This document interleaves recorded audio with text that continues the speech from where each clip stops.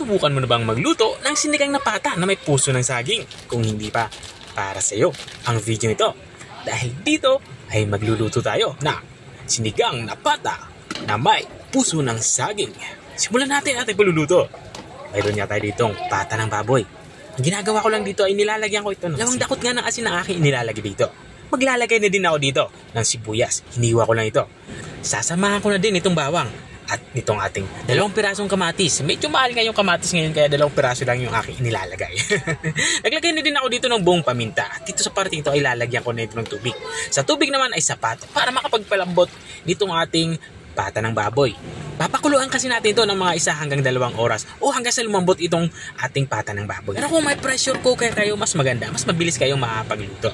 At bago nga kumulo ito ay binuksan ko muna ito. Dito naman sa parte ito ay tatanggalan ko itong mga impurities para masarap yung higop natin ng sabaw mamaya. Walang lulutang na maitim na kagaya niyan.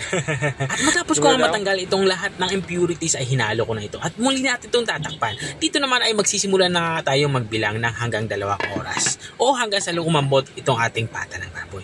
Makalipas nga ng 1 kalahating oras ay binuksan ko na nga ito. At dito nga sa parte ito ay lumambot na nga yung ating pata. Kaya sa nakikita nyo ay nabawasan na nga yung ating sabaw. Para sa akin ay okay na ito, hindi na ako magdadagdag ng mainit ng tubig. Naman sa parte ito ay titimplahan ko na nga ito. Wala nga ito sa alat kaya nagdadagdag ako dito ng patis. Kung wala naman kayong patis ay okay lang naman yung ilagay. Walang problema yan. At para naman mas malinamnam ay naglalagay ako dito ng Ajinomoto. Sa mga hindi gumagamit ng Ajinomoto ay pwede kayong gumamit ng Magic Sarap.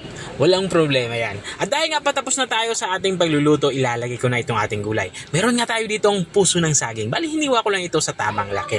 Matapos natin mailagay yung ating puso ng saging ay haluin lang natin ito pa ilalim para mabilis itong maluto. At tatakpan natin to at papakulin natin to ng mga 3 hanggang 5 minuto o hanggang sa lumambot itong ating puso ng saging. Makalipas nga ng 5 minuto ay binuksan ko na nga ito. Dito naman ay ilalagay na natin yung ating pampaasim. Pinapahuli nga natin yung ating inilalagay na pampaasim. Ang dahilan yan ay para hindi maging makunat yung ating puso ng saging. Isang paketeng Nor sinigang mix nga yung aking inilagay dito. Inubos ko na ito.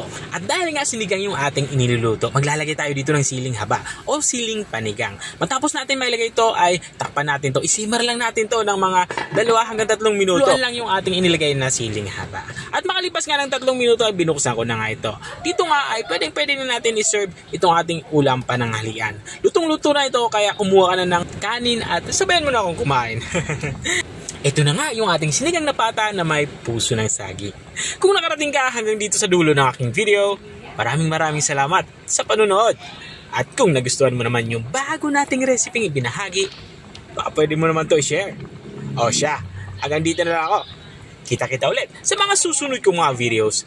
Paalam! Bye-bye!